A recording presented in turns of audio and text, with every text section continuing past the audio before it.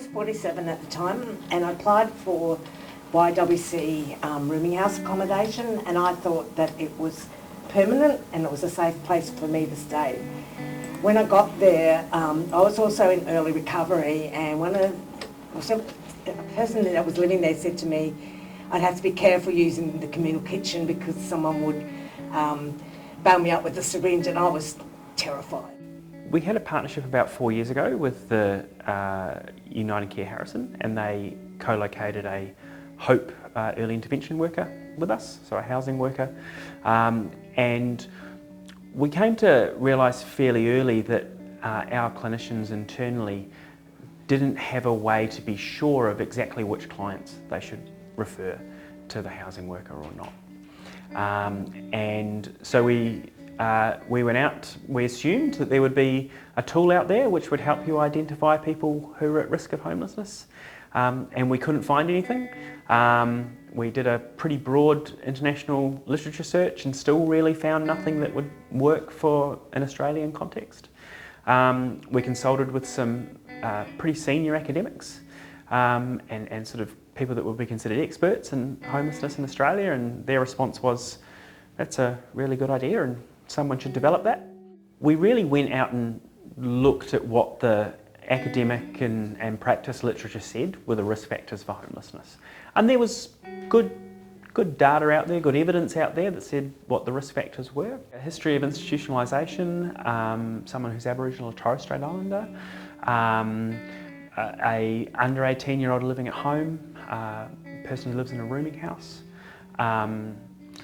There's a whole range. There are 12 different criteria. So we compiled that all together, and then we consulted with our own clinicians internally and with the staff from Harrison Uniting Care about their sort of practice experience and whether they thought that that rang true. We had a working group that ran for probably almost 12 months where we established the project and designed the tool, trained up staff, but also we assisted the clinicians who were part of that in their awareness around homelessness.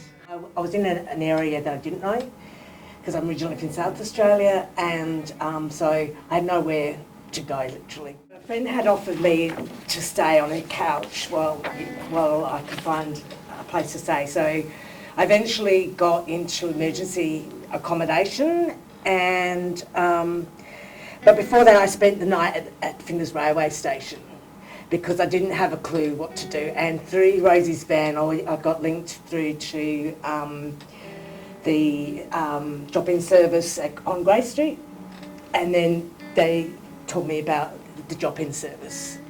And that's how I found out that there was all that was available were rooming houses. So I stayed with my friend for about a week, and then I got into emergency accommodation after that.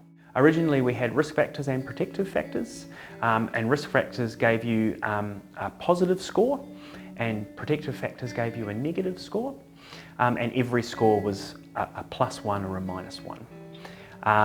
And over time we realised that we didn't need the protective factors on the tool anymore, because if you had protective factors for homelessness, that was nice, but it didn't really impact your risk of homelessness, and you probably still needed a referral to a homelessness agency. We also found fairly early on in the original development that the greatest risk factor for people was that if someone didn't have the funds to meet their daily living needs. And so that became a +2 score, whereas all of the others remained a +1.